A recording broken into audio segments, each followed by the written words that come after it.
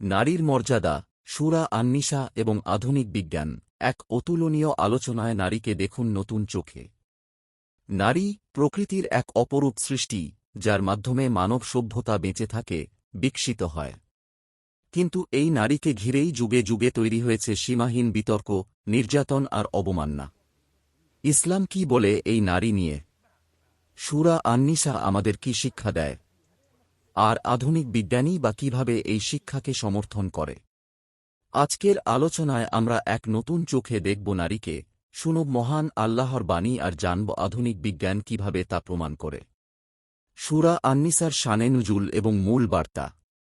সূরা আন-নিসা অর্থাৎ নারী, কুরআনের চতুর্থ সূরা। মদিনায় অবতীর্ণ এই সূরার প্রতিটি আয়াত যেন এক একটি ন্যায়ের ঘোষণা। শানে নুজুল অনুযায়ী ইসলামের প্রথম যুগে নারীর প্রতি অন্যায়, বঞ্চনা ও সহিংসতা খুবই সাধারণ ছিল। মেয়ে সন্তানকে জীবন্ত কবর দেওয়া হতো, নারীর কোনো উত্তরাধিকার ছিল না, তাদের সম্মানহানিই ছিল সমাজের রীতি। আল্লাহ ঘোষণা করলেন, পুরুষদের যেমন অধিকার, নারীদেরও তেমনি অধিকার রয়েছে ন্যায়সঙ্গতভাবে। সূরা বাকারা 228। পুরুষ ও নারীর জন্য রয়েছে সমান পুরস্কার ও মর্যাদা, যারা ভালো কাজ করে। সূরা আন-নিসা 124। এভাবে নারীকে সম্পূর্ণ মানবিক মর্যাদা ও সামাজিক অধিকার ফিরিয়ে দেওয়া হয়। নারীর অধিকার, ধর্মীয় ও বৈজ্ঞানিক দৃষ্টি থেকে। আজকের মনোবিজ্ঞান বলছে, সমাজের প্রকৃত বিকাশের জন্য নারীর পূর্ণ অংশগ্রহণ ও সম্মান নিশ্চিত করা জরুরি। গবেষণায় দেখা গেছে, যে সমাজ নারীর মর্যাদা দেয়, সে সমাজে সহিংসতা কমে, সন্তানদের মানসিক স্বাস্থ্য ভালো থাকে এবং অর্থনৈতিক অগ্রগতি হয় দ্রুত। যে ঘরে মা শান্তিতে থাকে, সে ঘরে স্বর্গ নেমে আসে। ইসলামিক প্রবাদ। ইসলামে নারী শুধুই মা বা স্ত্রী নয়, বরং একজন পূর্ণাঙ্গ মানুষ।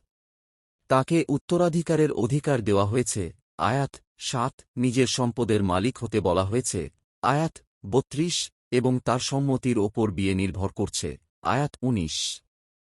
এখনকার জেনেটিক রিসার্চেও বলা হয়, একটি পরিবারে মায়ের স্বাস্থ্য ও মানসিক শান্তি প্রজন্মের জিনগত মানের ওপর প্রভাব ফেলে। কুরআন এভাবেই যুগের পর যুগের আগে বলে দিয়েছে নারীর গুরুত্ব।